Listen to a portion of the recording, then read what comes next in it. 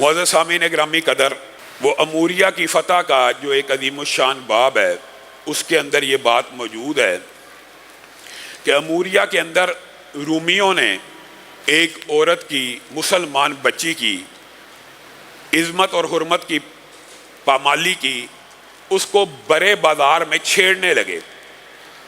جب وہ اسے برے بازار میں چھیڑنے لگے تو اس بچی نے کہا کہ ہمارے خلیفہ تم سے اس کا بدلہ لیں گے، تو وہ اس کا، یہ صحیح کرنا یار، وہ اس کا مذاق اڑانے لگے۔ تھوڑا سا پیچھے کرو، یہ راڈ تھوڑا پیچھے کر گر رہا ہے۔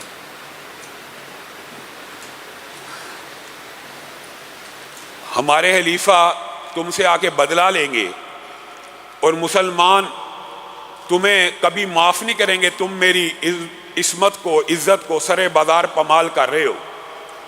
تو اس وقت ایک نوجوان نے غیرت کھائی، وہ آگے بڑھا اور اس کی عزت کو بچانے لگا، تو رومیوں نے اس کو بھی قتل کر دیا اور کہکہے لگانے لگے۔ اس عورت کے ارد گرد ایک دائرہ بنا لیا۔ طویل واقعہ آپ سب نے پڑھا ہوگا۔ بہرحال ایک مسلمان نے کہا کہ میں اگر اس وقت آگے بڑھوں گا تو میرا انجام بھی وہی ہو جائے گا جو اس میرے مسلمان بھائی کا ہوا۔ وہ بچی پکارتی رہی، واہ معتصمہ، اے معتصم تو کہاں ہے؟ تیری قوم، تیری امت کی ایک بیٹی سرے بازار لوٹی جا رہی ہے۔ تو اس نوجوان نے ارادہ کیا کہ یہ بات میں جا کے معتصم کو بتاؤں گا بعین اسی طرح، اور وہ وہاں سے سفر کرتا ہوا معتصم کے دربار میں آیا اور آ کے سارے کا سارا واقعہ بتایا۔ تو معتصم کی آنکھوں سے آنسو رواں ہو گئے اور اس نے کہا لبیک یا اختا، لبیک یا اختا۔ ان بادشاہوں کے، ان مسلمان بادشاہوں کے آپ نے بڑے قصے سنے ہوں گے، یہ جی ظالم تھے، یہ جی فاسق تھے، یہ جی فاجر تھے۔ اتنے بے ضمیر اور بے حس نہیں تھے، نہ مغل بادشاہ تھے، نہ عباسی تھے، نہ اموی تھے۔ ان کے اندر پھر بھی کوئی نہ کوئی غیرت موجود تھی، خطبہ بھی خود دیا کرتے تھے، نمازوں کی امامت بھی خود ہی کرایا کرتے تھے۔ اور اموریہ کی فتح کے اندر اس بیٹی کا یہ کردار ہے کہ پھر معتصم نے نہریں بنوائی اموریہ تک، بغداد سے لے کے اموریہ تک نہریں کھدوائیں کہ رستے میں لشکر، کہیں میرے لشکر کو پیاس نہ لگے، اور جہاں پہ ایسی جگہ آتی جہاں پہ نہر نہ بن سکتی، چمڑے کے بڑے بڑے، یہ بات ضمنی طور پہ آئی ہے تو آپ کو کہہ رہا ہوں، یہ ایک لمبا چوڑا باب ہے، چمڑے کے حوض بنا بنا کے اموریہ تک پہنچ گیا۔ اور اموریہ کے لوگ حیران و ششدر رہ گئے کہ ایک بیٹی کی خاطر یہاں تک خلیفۃ المسلمین آ پہنچا۔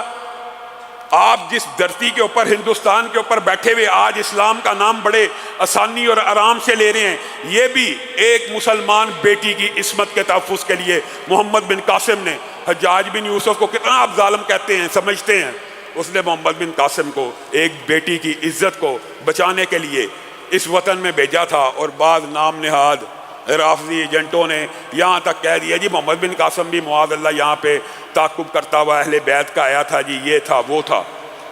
خیر، اموریہ کے قلعے کے سامنے جب یہ لشکر پہنچا تو بہت بڑا قلعہ تھا، فتح ہونا اتنی جلدی ممکن نہ تھا۔ اوپر سے غضب یہ ہوا کہ وہاں پہ ایک خبیث رومی قلعے کے اوپر چڑھتا اور رسول اللہ صلی اللہ علیہ وسلم کی توہین کیا کرتا تھا۔ یعقوب بن جعفر وہ اسی لشکر کے سپاہی تھے، اور جن کا آپ نے نام سنا تاریخ میں آج تک زندہ ہے کہ انہوں نے اس گستاخ رسول کو مارا تھا۔ وہ ہر روز قلعے کی چھت پہ آتا، رسول اللہ صلی اللہ علیہ وسلم کی توہین کرتا، مسلمان بے چین ہو جاتے، بے شمار مسلمان فصیلیں عبور کرنے کی کوشش کرتے، قلعہ فتح کرنے کی جد و جہد میں مشغول ہو جاتے، جذبات بڑک اٹھتے۔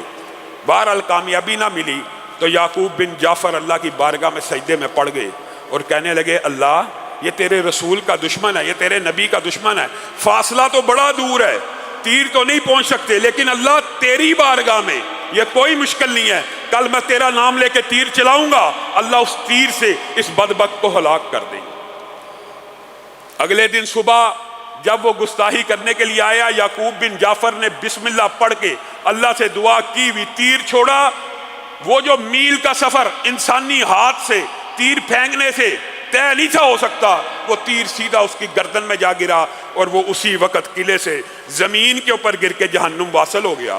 مسلمانوں میں خوشی کی لہر دوڑ اٹھی اور اس کے بعد ایک ہی دن میں پورے کا پورا قلعہ بھی فتح ہو گیا۔ یعقوب بن جعفر کو معتصم نے کہا کہ تو میرے ہی لشکر کا سپاہی ہے، میں تیرے سے، یہ ویسے ثواب دینا لینا یہ تو ایک ضمنی بات ہے، جزوی بات ہے، اکرام کی بات ہے، احترام کی بات ہے۔ یعقوب بن جعفر سے پہلے پوچھا تو کون ہے، اس کو پتہ لگا بنو عباس کا ہی ہے، اس نے بڑی خوشی کا اظہار کیا کہ تو ہمارے کنبے اور قبیلے کا فرد ہے، تو ایسا کر باقی پوری جنگ کے جو اخراجات آئے ہیں، جو میں نے مالی صدقہ کیا ہے، نہریں کھدوائی ہیں، وہ سارے کا سارا اجر و ثواب میں تجھے دیتا ہوں، اور اس گستاخ رسول کو قتل کرنے کا ثواب تو مجھے دے دے۔ یعقوب بن جعفر نے کہا آپ ہمارے سپہ سالار ہیں، آپ ہمارے حکمران ہیں، آپ تو ثواب میں ویسے ہی شریک ہیں، اور یہ ثواب میں نے بانٹنے کے لیے نہیں ہے، آپ اصرار کرتے ہیں تو نصف نصف پہ اضافن بات ہے، آپ مجھے شامل کرنا چاہتے ہیں اپنے ثواب میں، تو میں بھی آپ کو اپنے آدھے ثواب میں شامل کرتا ہوں۔ تو اس وقت یہ جو مشہور واقعہ ہے یہ اس وقت کا ہے کہ پھر 1,00,000 درہم بھی معتصم باللہ نے یعقوب بن جعفر کو عنایت کیے۔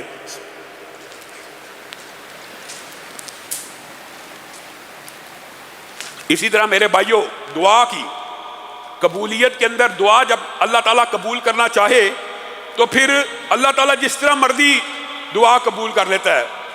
ابو مغلق نامی صحابی کا مشہور واقعہ آپ نے سنا، ڈاکو نے پکڑ لیا، کہا مال لے لے، کہا نہیں مال تو میرا ہو گیا، اگر میں نے تجھے چھوڑ دیا شہر جا کے شکایت لگے گا، ہرکارے آئیں گے، پولیس آئے گی، مجھے پکڑ کے لے جائے گی۔ کہا پھر ایک کام کرنے دے، کہا بتا کیا چاہتا ہے، کہا 2 سجدے کرنے دے۔ 2 سجدے کیے تو کیا دعا پڑھی، یا مغیثو اغثنی، یا مغیثو اغثنی۔ ہمارے ہاں یا غوث کوئی اور ہے، اور صحابہ دعا کریں یا مغیثو اغثنی، اے مدد کرنے والے میری مدد فرما، میری مدد فرما۔ کیا دیکھا، سجدے سے سر اٹھایا، ڈاکو مرا پڑا، پاس ایک نوجوان کھڑا خوبصورت، پوچھا تو کون ہے، کہا جب آپ نے پہلی مرتبہ یا مغیثو اغثنی کہا تھا، آپ کی صدا کو، اس پکار کو اللہ تعالیٰ نے زمین سے لے کے آسمان تک، عرش کی بلندیوں تک اونچا کر دیا تھا۔ میرے بھائیوں، کئی لوگوں کی دعائیں اللہ چاہے پہلے آسمان پہ سنوا دے، چاہے دوسرے پہ سنوا دے، چاہے تیسرے پہ سنوا دے، جو پریشان حال مصیبت زدہ ہے چاہے اس کی آواز اللہ 7 عرشوں تک، ساری مخلوق تک پہنچا دے۔ یہ اپنے اپنے خلوص، اپنی اپنی نیت اور دعا کے آداب اور اس کے جو اسالیب ہیں اور جو اس کی قبولیت کے اوقات ہیں اور لمحات ہیں، یہ اس کے مطابق ہے۔ لیکن اس حدیث سے پتہ چلتا ہے کہ بعض لوگوں کی دعا 4تھے آسمان تک، عرش تک سنائی دیتی ہے۔ کہا میں 4تھے آسمان کا فرشتہ ہوں، جب تو نے یا مغیثو اغثنی کہا تھا تیری آواز کو عرش تک اٹھایا گیا، فرشتوں میں ہلچل مچ گئی، ہر فرشتہ رب کے سامنے، تو یا مغیثو اغثنی پکارتا جا رہا تھا، ہر فرشتہ رب کے سامنے پیش ہو رہا تھا، اللہ اگر تو نے اتنی آواز کو اٹھایا ہے تو تیرا مدد کرنے کا جو ارادہ ہمیں مدد کرنے کے لیے بھیج۔ اللہ نے میرا انتخاب کیا، میں نے اس ڈاکو کی گردن میں نیزے کو ڈال دیا۔ آسمان سے فضائے بدر پیدا کر، فرشتے تیری نصرت کو اتر سکتے ہیں گردوں سے، کتار اندر کتار۔ اب بھی دعا کریں، آپ کو کس نے کہا اللہ دعا نہیں سنتا؟ اللہ کہتا ہے میں قریب ہوں، بندہ کہتا نہیں تو دور ہے۔ اللہ کی مانے کہ بندے کی مانے؟ اور میرے بھائیو، یہ جو باب ہے دعا کا، یہ دعا افضل العبادہ ہے اور دعا ہی عبادت ہے۔ آج تک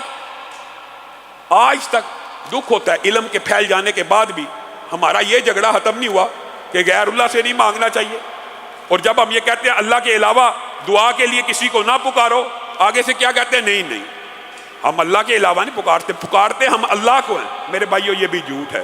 اللہ کی قسم مجھے ایمانداری سے بتائیے، یا رسول اللہ مدد، یا علی مدد، یا غوث مدد، یا داتا علی اجویری مدد، اس میں کوئی وسیلے کا پہلو ہے؟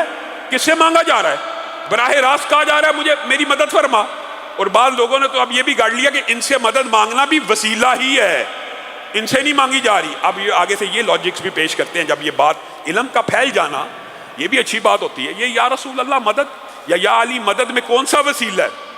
یہ بات آئی ہے ضمنی طور پہ، تو یہ بھی سمجھ لیں، دعا کے اندر وسیلے کی اجازت ہے، لیکن کن وسیلوں کی؟ جن کی اجازت رسول اللہ صلی اللہ علیہ وسلم نے دی ہے۔ وَلِلَّهِ الْأَسْمَاءُ الْحُسْنَى فَادْعُوهُ بِهَا۔ اللہ کے اچھے نام ہیں، اللہ کے بہترین نام ہیں، صفاتی نام ہیں، ذاتی نام ہیں، ان ناموں کا اللہ کو واسطہ دو۔ اللہ کس میں کہہ رہا ہے؟ قرآن میں۔ یہ وسیلے کی جائز قسم ہے۔ یا رحمان، تو رحمان ہے، مجھ پہ رحم فرما۔ رزاق، تو رزق دینے والا، مجھے بھی رزق دے۔ اور یہ بھی بات یاد رکھیے، اللہ رب العزت کی جو صفات ہوتی ہیں وہ اکمل ہوتی ہیں، ان میں کسی قسم کا نقص یا کمی نہیں پائی جاتی، مبالغے کی بھی انتہا پہ ہوتی ہیں، اس لیے ان کو اللہ کو اس کی صفات کا واسطہ دعا میں دیا جا سکتا ہے۔ دوسری بات کہ ہر بندہ اپنے نیک اعمال کا واسطہ اللہ کو دے سکتا ہے، اپنے نیک اعمال کا، اپنے نیک اعمال کا، یہ نہیں اللہ مولوی صاحب نے جتنی نمازیں پڑھی ہیں اگر تجھے وہ نمازیں قبول ہے تو تو مجھے معاف کر دے، اللہ فلاں نے جو عبادت کی ہے تجھے قبول ہے مجھے معاف کر دے، اللہ فلاں نے جو عبادت تو اس نے کی ہے اس کے بدلے میں تجھے کیوں معافی ملے؟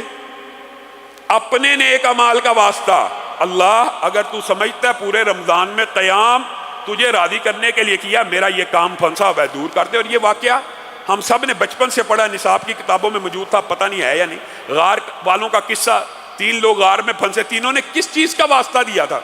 اپنے اپنے ایک نیک عمل کا۔ گویا اپنے نیک عمل کا واسطہ دینا جائز ہے، لیکن کیا کسی کی نیکی کا واسطہ دینا یا کسی کی ذات کا واسطہ دینا یہ جائز ہے؟ بنیادی طور پہ یہ ہمارا آج اختلاف ہے مابین اہل سنت مسالک کے مابین، یہ ایک اختلافی نوٹ ہے، اس کو بھی سمجھ لیجئے۔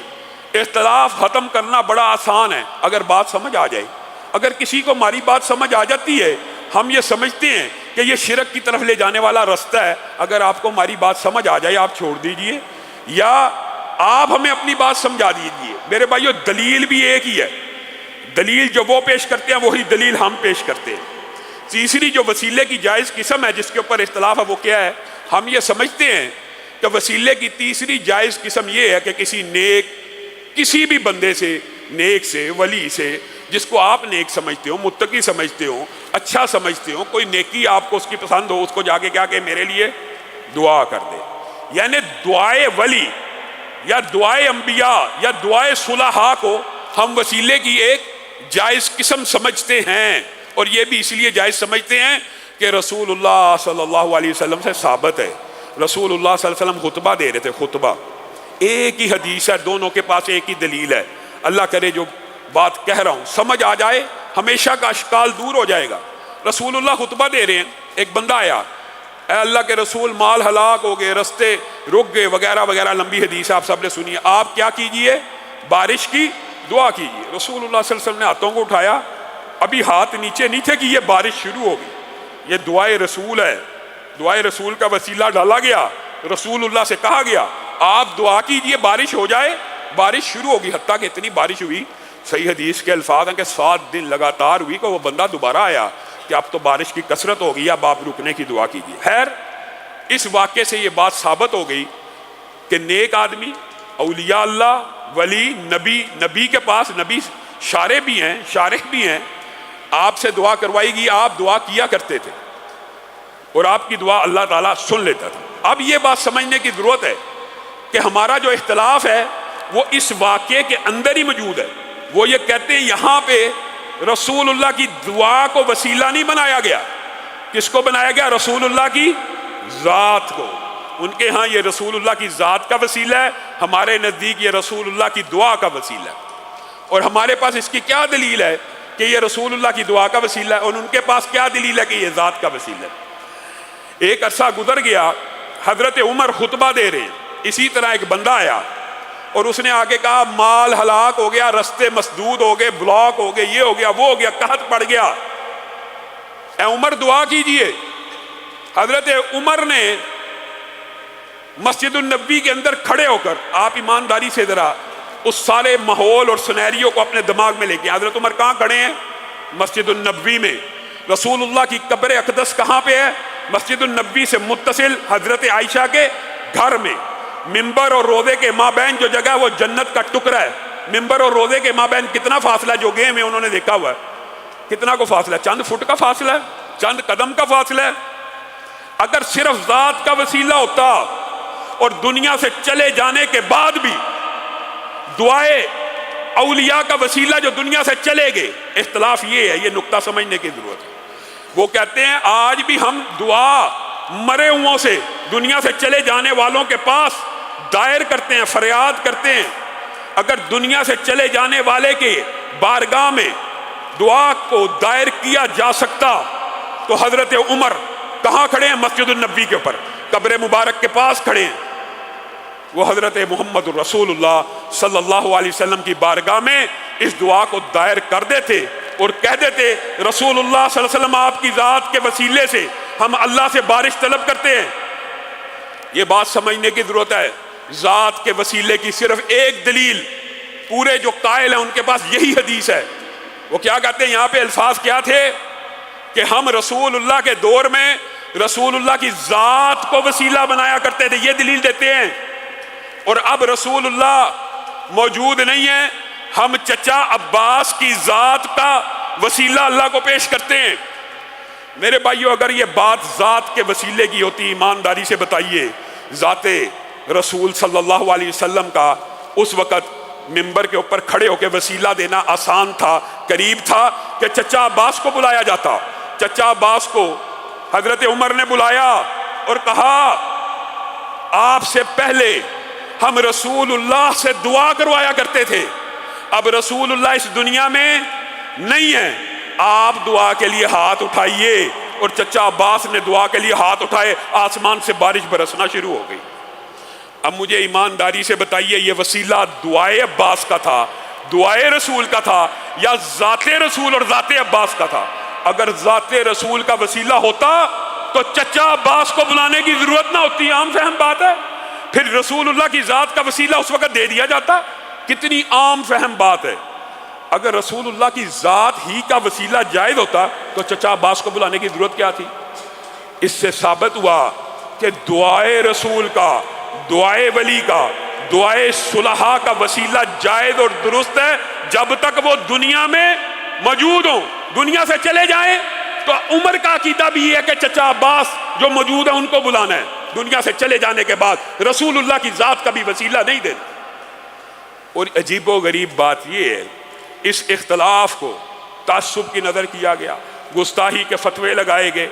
اور میرے بھائیوں، یہ تو احتیاط کا باب ہے، اگر آپ کو ہماری بات سمجھ آ رہی ہے تو اس کے اوپر عمل کریں، اگر سمجھ نہیں آ رہی، ہم اکیلے اللہ سے مانگنے کے لیے بلا رہے ہیں، اس کے اوپر اعتراض کیسا ہو سکتا ہے؟ کوئی دنیا کا بندہ اس بات پہ اعتراض نہیں کر سکتا کہ اکیلے اللہ سے مانگنے کی دعوت دیتے ہیں، طنز کرتے ہیں، یہ آپ کے لیے اعزاز کی بات ہے۔ طنز یہ ہوتا ہے اکیلے اللہ سے مانگنے کی دعوت دیتے ہیں، اللہ کی قسم یہ خوشی کی اور اعزاز کی بات ہے، اکیلے اللہ ہی سے تو مانگنے کی دعوت دیتے ہیں، کوئی در در پہ ٹھوکریں کھانے کی دعوت تو نہیں دیتے۔ اور میرے بھائیو، عجیب و غریب بات ہے، بات ذرا لمبی ہے لیکن سمجھانے کے لیے، حقیقت میں جو اختلاف ہے وہ اللہ کے رب ہونے میں بھی نہیں ہے، اختلاف اللہ کے معبود برحق ہونے میں اور الہ ہونے میں ہے۔ اس بات کا کیا مطلب ہے؟ قل لمن الارض ومن فیہا، کفار مکہ سے اے اللہ کے رسول آپ پوچھئے، اللہ قرآن میں کہہ رہا، مولوی نہیں کہہ رہا، کفار مکہ سے پوچھئے، قل لمن الارض ومن فیہا، کفار مکہ سے، قریش مکہ سے، جن کے خلاف جہاد، تلوار، قتال ہوا۔ اصل عقیدے کا مسئلہ یہ ہے، اور دعا کو عبادت، ہم ساری دنیا کا امت کا اجماع عبادت ہے، اور عبادت کے اندر ہی شرک کی ممانعت ہے، عبادت ہی کو صرف اللہ کے ساتھ خاص کرنا، یہی نقطہ اختلاف تھا تب بھی اور یہی نقطہ اختلاف ہے اب بھی۔ میرے بھائیو، رسول اللہ کو اللہ تعالیٰ نے قریش مکہ کو سمجھانے کے لیے آیتیں نہیں نازل کی، قل لمن الارض ومن فیہا، ان سے پوچھئے زمین و آسمان کی بادشاہی کس کے لیے ہے؟ قل من رب السماوات السبع ورب العرش العظیم، 7 آسمانوں کا اور عرش عظیم کا رب کون ہے؟ امن یملک السمع والابصار، قوت سامعہ اور باصرہ کا مالک کون ہے؟ یہ سب باتوں کے جواب میں کیا کہیں گے؟ سیقولون للہ۔ کون کہے گا؟ کفار مکہ، قریش مکہ کہیں گے، قریش مکہ کہیں گے قل لمن الارض ومن فیہا، قل من رب السماوات السبع ورب العرش العظیم، 7 آسمانوں 7 زمینوں کا مالک کون؟ عرش عظیم کا مالک کون؟ زندوں کو مردہ کرنے والا، مردوں کو زندہ کرنے والا کون؟ کن سے پوچھئے؟ قریش مکہ سے۔ کیا کہیں گے؟ سیقولون للہ، کہیں گے یہ چیزیں اللہ کے لیے ہیں، یہ چیزیں اللہ ہی کے لائق ہیں۔ یہ چیزیں ابرہہ کے حملے کے اوپر دادا نے بھی، رسول اللہ صلی اللہ علیہ وسلم کے دادا نے کیا کہا تھا؟ میں اپنے اونٹوں کی بات کروں گا، گھر کی بات، میں نے ابرہ نے سمجھا تھا میرے سے گھر کی بات کرنے آ رہے ہیں بیت اللہ کی، کہا نہیں میرے اونٹ واپس کر دے، یہ وہ گھر کی، اس گھر کی بات، اس گھر سے تو جانے اور اس گھر کا مالک رب جانے، یہ بات ہی نہیں کی۔ اللہ کا تعارف تھا، اللہ کو مانتے تھے، اللہ کو رب بھی مانتے تھے، رب بھی مانتے تھے، لیکن ایک بات ضمنی طور پہ سمجھ لیجئے کہ رب ماننے کا مطلب کیا ہے؟ دنیا کے اندر جتنے بھی مذاہب ہوتے ہیں نا، فیتھ، ریلیجن، وہ سارے ونس آف گاڈ کے قائل ہیں کہ ایک ایسی ہستی، ایک ایسی ذات ہے جس کی نشو و نما، تربیت کا ایک سسٹم ہے، جس کی وجہ سے بچے کا قد بڑا ہو رہا ہے، بچے کی عمر بڑھ رہی ہے، بال بڑے ہو رہے ہیں، ناخن بڑے ہو رہے ہیں، دانا ڈالو تو وہ کومپل پھوٹتی ہے، یہ رب ہے۔ ونس آف گاڈ اس کا مطلب کیا ہوتا ہے؟ تمام مذاہب میں، تمام ادیان میں مذہب کہتے ہی اس کو ہیں جہاں پہ ایک مافوق الفطرت، ایک ایسی ہستی، ایک ایسی ذات، ایک ایسی شخصیت ہوتی ہے جو سسٹم کو چلا رہی ہوتی ہے، اس کے سب قائل ہیں۔ پھر آپ ساری زندگی یہی باتیں کرتے، یہ بات توحید ربوبیت بیان کرنا بھی ثواب ہے، نہریں، جھرنے، پہاڑ، دریا، فصلیں، پرندے، چرند پرند، لیکن میرے بھائیو یہ تو ساری دنیا کے مذہب مانتے ہیں، جو بھی مذہب ہے وہ مانتا ہے اللہ ان سب چیزوں کا خالق ہے، ساری زندگی بس توحید ربوبیت ہی بیان کرتے رہنا ہے۔ جو توحید الوہیت ہے، جس میں اختلاف ہے، جو اصل بنیاد ہے، جب اللہ کے رسول قریش مکہ کو یہ باتیں بتا کے توحید ربوبیت بیان کرتے، اقرار کرنے کے بعد کہتے تھے وَإِلَٰهُكُمْ إِلَٰهٌ وَاحِدٌ، اگر رب مانتے ہو تو عبادت کے سارے افعال، عبادت کے سارے اعمال، نماز، روزہ، زکوٰۃ، حج، ذکر، رکوع، سجدہ، تلاوت، دعا، نظر، نیاز بھی ایک اللہ کے لیے کر دو۔ آگے سے کیا کہتے ہیں؟ اجعل الآلہۃ الہا واحدا ان ھذا لشیء عجاب۔ اے محمد صلی اللہ علیہ وسلم، یہ آپ کا ہمارا اختلاف ہے، رب ماننے پہ اختلاف نہیں ہے، ایک اللہ ماننے پہ اختلاف نہیں ہے، اللہ ہی نے بنایا ہے، اللہ ہی زمین و آسمان کا مالک ہے، اللہ ہی عرش عظیم کا مالک ہے، لیکن یہ جو آپ کہتے ہیں نا وَإِلَٰهُكُمْ إِلَٰهٌ وَاحِدٌ، اب عبادت کے تمام افعال ایک اللہ کے لیے حالت کر دو، تو یہ ہمارا آپ کا اختلافی نوٹ ہے۔ اولاد دینے والا وہ ہے، رزق دینے والا وہ ہے، کنجیاں رزق کی اس کے پاس ہیں، کھیتیوں کو پانی دینے والا وہ ہے، بادلوں کو چلانے والا وہ ہے، 360 الہ، ہر ایک کے ذمے مختلف ڈیوٹی ہے، کوئی بچے دے رہا ہے، کوئی شادی کرا رہا ہے، کوئی فصلیں لہلوا رہا ہے، کوئی آسمان سے بارش نازل کر رہا ہے۔ آپ چاہتے ہیں ان سب کی عبادت کو چھوڑ کر، ان سب کے نام پہ عبادت کر کے ایک اللہ کی کر دیں؟ اور اللہ تعالیٰ نے قیامت تک دعا کے اندر جو لوگ یہ عقیدہ رکھتے ہیں کہ ہم یہ اللہ سے کرتے ہیں لیکن نیک اولیاء اللہ کے ذریعے سے کرتے ہیں، یہ ہمیں اللہ کے قریب کرنے والے ہیں، دنیا سے چلے جانے کے بعد بھی ان کا یہی عقیدہ ہے کہ ان کے ذریعے سے ہم اللہ کے قریب ہوتے ہیں۔ میرے بھائیو، اللہ رب العزت نے بھی قرآن پاک میں توحید کو بیان کرنے میں کسر نہیں چھوڑی۔ توحید کا چیپٹر قرآن پاک میں اتنا کلیئر ہے کہ آپ حیران رہ جائیں گے۔ پہلے تو ہمارے بہت سے بھائی یہ اعتراض کرنا شروع کر دیتے ہیں، یہ جی دیکھیں جی مسلمانوں کے اوپر وہ بتوں والی آیتیں لگاتے ہیں، جی بتوں کی پوجا، کبھی دنیا میں کسی نے انسانوں کی پوجا کی ہے؟ أَأَنْتَ قُلْتَ لِلنَّاسِ اتَّخِذُونِي وَأُمِّيَ إِلَٰهَيْنِ، اللہ کہہ رہا ہے، کل عیسیٰ کو پوچھ لیا جائے گا کیا تو نے لوگوں کو کہا تھا میری اور میری ماں کی عبادت کر؟ نبیوں کی عبادت ہوئی ہے، آپ کو کس نے مغالطہ ڈال دیا؟ قرآن پاک میں موجود ہے۔ آپ نبیوں کی بات کر رہے ہیں، قرآن پاک میں تو یہ آیت موجود ہے کہ علماء کی، رہبانوں کی، ان کے مذہبی رہنماؤں کی عبادت ہوئی ہے۔ آگے تھے رسول اللہ کے رسول، ہم بے شک بہت غلو کرتے تھے، ہم نے بے شک عیسائی بھی، یہودی بھی، کہ ہم یہ کرتے رہے کرتے، لیکن ہم نے اپنے علماء کو اپنا رب کبھی نہیں بنایا۔ یہ اللہ نے کیسی آیت نازل کی ہے؟ تو رسول اللہ صلی اللہ علیہ وسلم نے کہا تھا جو وہ حلال کہتے تھے مانتے تھے، جو وہ حرام کہتے تھے مانتے تھے، یہی رب بنانا ہے، کیونکہ یہ اختیارات تو صرف رب کے ہی ہیں۔ تو میرے بھائیو، دعا کے اندر یہ کہہ دینا کہ فلاں کے ذریعے سے مانگتے ہیں، مانگتے اللہ ہی سے ہیں۔ اللہ تعالیٰ نے سورۃ زمر، سب بھائی آیت نمبر 3 گھر جا کے کسی کا بھی ترجمہ اٹھا لیں، والذین اتخذوا من دونہ اولیاء، والذین اتخذوا من دونہ اولیاء ما نعبدہم الا لیقربونا الی اللہ زلفی۔ 1400 سال پہلے اللہ تعالیٰ نے قیامت تک کے شرک کے اوپر ایسی کلاڑی چلائی ہے، اگر کسی کی عقل ہو تو اللہ کی قسم آج ہی چھوڑ دے۔ اللہ تعالیٰ نے کہا قیامت تک شرک ایک کلیے کی بنیاد کے اوپر ہوگا، ایک آرگیومنٹ، ایک مکالمے کی بنیاد کے اوپر ہوگا۔ والذین اتخذوا من دونہ اولیاء، جب بھی وہ اللہ کے علاوہ کسی کو پکاریں گے اور تم ان کو روکو گے تو وہ کیا جواب دیں گے؟ ما نعبدہم، ہم ان کی عبادت نہیں کر رہے، ما نعبدہم، ہم ان کی عبادت نہیں کر رہے، ما نعبدہم، ہم ان کی عبادت نہیں کر رہے، الا لیقربونا الی اللہ زلفیٰ، یہ ہمیں اللہ کے قریب کرنے والے ہیں، یہ ہمیں اللہ کے قریب کرنے والے ہیں، یہ ہمیں اللہ تک پہنچانے کا راستہ ہے۔ معاذ اللہ۔ بتائیے اللہ نے کوئی کسر چھوڑی ہے جی؟ اس کے دربار پہ جی، اس کے مزار پہ جی، اس کے حجر اور اس کے شجر جی۔ اور میرے بھائیو اللہ کی قسم، کوئی عقل کو ہاتھ مارو، مٹی کی بھی کبھی پوجا ہوئی ہے؟ مٹی کی بھی کبھی پوجا ہوئی ہے؟ اس مٹی کے پیچھے ایک داستان ہوتی ہے، ایک سٹوری ہوتی ہے، ایک ہسٹری ہوتی ہے۔ پتھر کی بھی پوجا نہیں ہوتی، پتھر کے پیچھے بھی ایک ہسٹری ہوتی ہے۔ بتوں کی بھی پوجا ایسے نہیں ہوتی، یہ رام کا بت ہے، یہ فلان کا بت ہے، یہ فلاں کا سوٹ ہے، یہ فلاں کا کپڑا ہے، یہ فلاں نیک ہستی کا، یہ فلاں بزرگ ہستی کا استعمال شدہ چیز ہے، یہ فلاں کا تبرک ہے۔ اس کے پیچھے والی ذات کی پوجا ہو رہی ہوتی ہے، اس سٹوری کی، اس قصے کی، اس واقعے سے متصل پوجا ہو رہی ہوتی ہے۔ آپ نے لات منات کو کیا سمجھا؟ یہ بھی حاجیوں کو ستو گول گول کے پلایا کرتے تھے، پھر بعد میں ان کے بت بن گئے، پھر ان کے ذریعے عبادتیں شروع ہو گئی۔ آج آپ وہی ڈائیلاگ بولتے ہیں جو اللہ قرآن پاک میں آپ کو پہلے بتا چکا ہے۔ جب بھی آپ کہیں گے غیر اللہ سے مدد نہ مانگو، ہم نہیں مانگتے، ہم مانگتے اللہ سے، یہ بس ہمیں اللہ کے قریب کرنے والے ہیں۔ او یار، عقل کے اوپر کیسا پڑتا ہے۔ وَإِذَا سَأَلَكَ عِبَادِي عَنِّي فَإِنِّي قَرِيبٌ، اللہ کہہ رہا ہے قریب تو میں ہوں، یہ تو دور ہیں۔ عجیب فلسفہ ہے، عجیب عقل کے اوپر پردہ ہے۔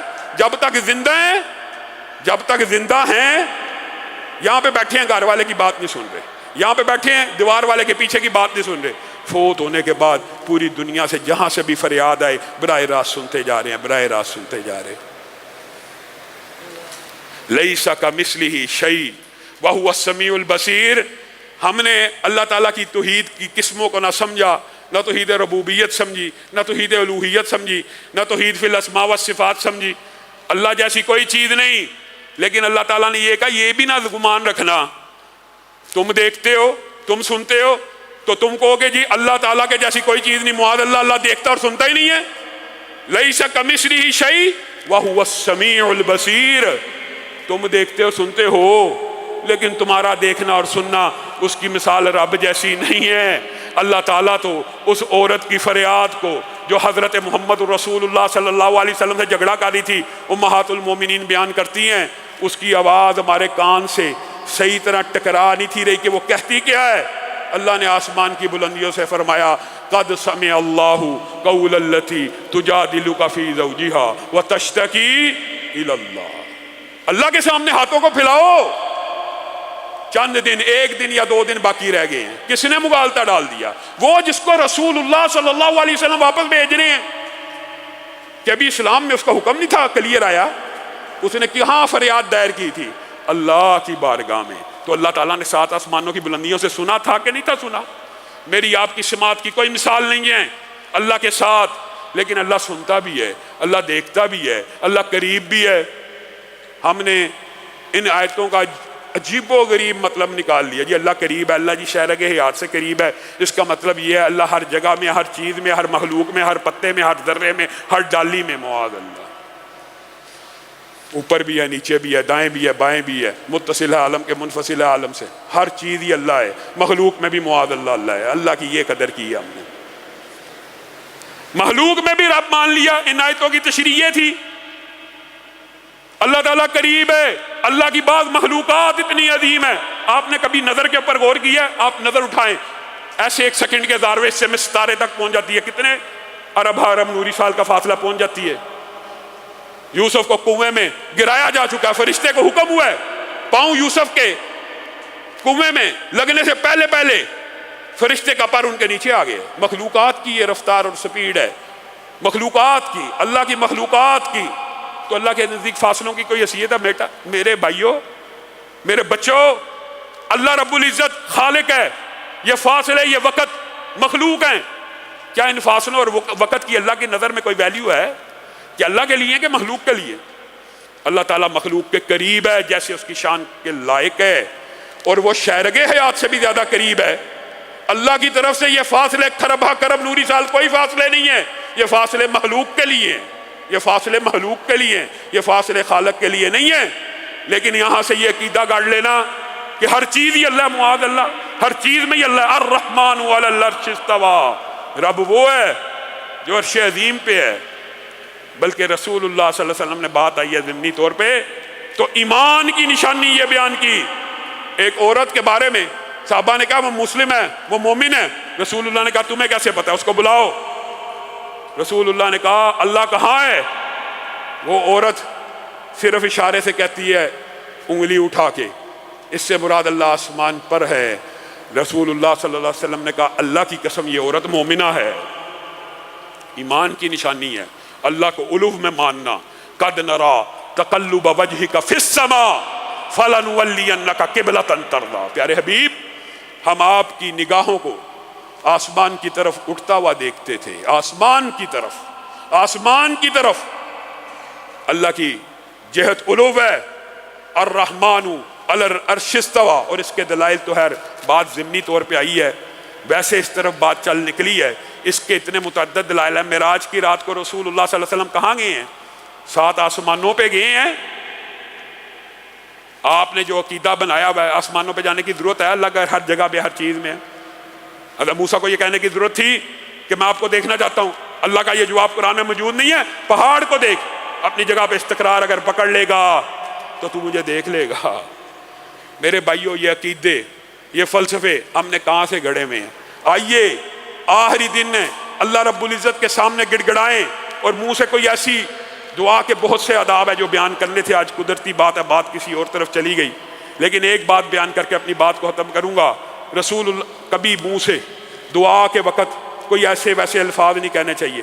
بد دعا دینا جائز ہے، لیکن مظلوم کے لیے رسول اللہ صلی اللہ علیہ وسلم نے بعض روایات میں عتبہ اور بعض میں عتیبہ کو بد دعا دی تھی نا، جب اس نے رسول اللہ سے آگے بدتمیزی کی تھی کہ میں بیٹی کو معاذ اللہ طلاق دیتا ہوں، یہ رسول اللہ صلی اللہ علیہ وسلم کی توہین کی، تو رسول اللہ نے کہا تھا اللہ اس کے اوپر اپنے کتوں میں سے کوئی کتا مسلط کر دے۔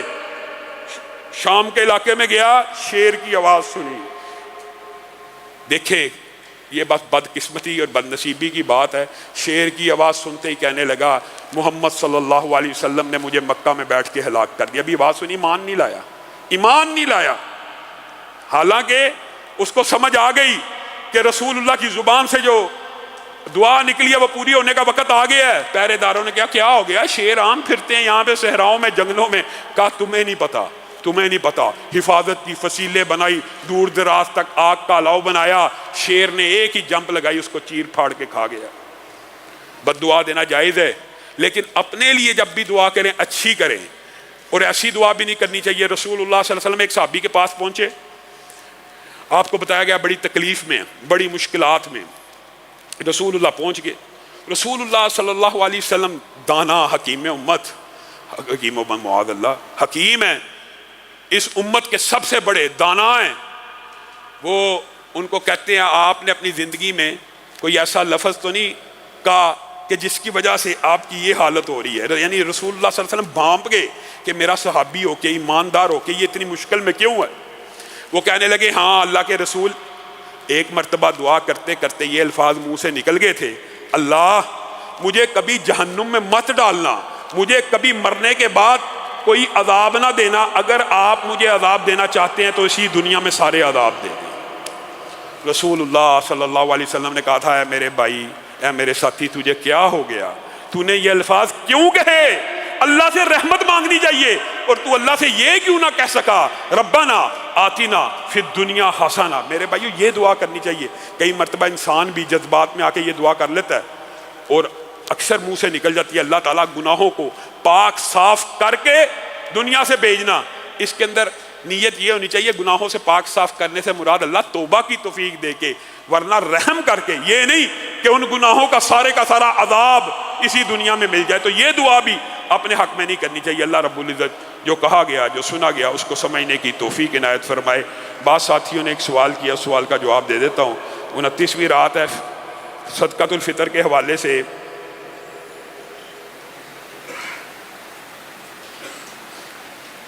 اللہ تعالیٰ قاری اشرف خلیل صاحب جو کہ وفات پا گئے ہیں، ان کو گری رحمت فرمائے، ان کو جنت الفردوس میں جگہ دے۔ بعض ساتھیوں نے صدقۃ الفطر کے حوالے سے جو سوال کیا، میرے بھائیو صدقۃ الفطر کے بارے میں جو حدیث ہے صحیح ثابت ہیں، یہ صرف چاند رات کو اور عید کی صبح صبح ہی ادا نہیں کرنا، بلکہ حضرت ابو ہریرہ کی حدیث جو ہے وہ غلے کی جو نگرانی کر رہے تھے، 3 دن تک شیطان آیا تھا، آیت الکرسی کا جو وظیفہ بتا کے گیا تھا، وہ کس غلے کی نگرانی کر رہے تھے؟ صدقۃ الفطر کے غلے کی نگرانی کر رہے تھے۔ تو صدقۃ الفطر رمضان کے آخری عشرے میں نکال دینا چاہیے، اور صدقۃ الفطر جو ہے بنیادی طور پہ یہ ہر بندے نے اپنی خوراک کے مطابق ادا کرنا ہوتا ہے۔ ہر بندے کو اپنے کھانے کا پتہ ہے۔ ایک بندہ جو صرف روٹی روکھی سوکھی پہ گزارا کرتا، سالن کھاتا ہی نہیں، وہ آٹے کے حساب سے صدقۃ الفطر دے۔ شہری بندے کو گندم کے حساب سے صدقۃ الفطر نہیں دینا چاہیے، کیونکہ کسی شہری نے کبھی گندم خود نہیں پیسی، نہ وہ فری میں پسواتا ہے، وہ آٹا لے کے آتا ہے، آٹے کے حساب سے دینا چاہتا ہے، روکی سوکھی کھاتا دے لے۔ اور کچھ لوگ ایسے ہیں جو آٹے کے ساتھ چاول بھی پکا لیتے ہیں، ان کو چاہیے چاولوں کے ساتھ دے۔ لیکن کچھ گھرانے ایسے ہوتے ہیں جو آٹا اور چاول کو صرف ایک سائیڈ کے طور پہ کھا رہے ہوتے ہیں، جو جی چاہے مٹن کھانا مٹن کھا لیا، مرغا کھانا مرغا کھا لیا، دال کھانی ہے دال کھا لی، سبزی کھانی ہے سبزی کھا لی۔ ایسے لوگوں کا صدقۃ الفطر صحابہ کے دور میں بھی، صحابہ اپنی حیثیت کے مطابق کھجور کے مطابق، ایسے جو صحابہ اس کیٹیگری میں تھے کھجور کے مطابق صدقۃ الفطر دیا کرتے تھے۔ تو کھجور کے مطابق صدقۃ الفطر بالعموم آپ سب کا، اور جو نارمل ہیں ان کا چاول کے حساب سے بنے گا 300 350، اور جو اپنی جو جی چاہے کھانے کی خواہش ہے وہ کھا لیتے ہیں، ان کو 1100 روپیہ کم از کم فی کا صدقۃ الفطر ادا کرنا چاہیے۔ اور جو اس سے بھی مالدار اور متمول ہے کہ ایک وقت میں ایک برگر ہی 1000 کا کھا لیا، اور اس کے ساتھ لگی ایک وقت کا کھانا 5000 کا کھایا ہے، اور صدقۃ الفطر کی ہم نے 1100 دینا ہے 300 دینا ہے، اللہ کا خوف کرنا چاہیے۔ ایسے لوگوں کے لیے صحابہ کے دور میں بھی کشمش کا، جو ڈرائی فروٹس کا اور میوے کا صدقۃ الفطر دیا جاتا ہے، جس کی آج کے وقت میں تعداد 3000 کے قریب بنتی ہے۔ اور صدقۃ الفطر ہر بندے نے اپنے گھر والوں کا، اپنے گھر کے مستقل ملازموں کی طرف سے بھی ادا کرنا، اور یہ ہر مسلمان غلام آزاد کے اوپر فرض ہے، حتیٰ کہ یہ اس بندے کے اوپر بھی فرض ہے جس نے وصول کرنا ہے، لیکن اس نے وصول 10 20 30 40 سے کرنا ہے، اور ادا اپنے اکیلے کا کرنا ہے۔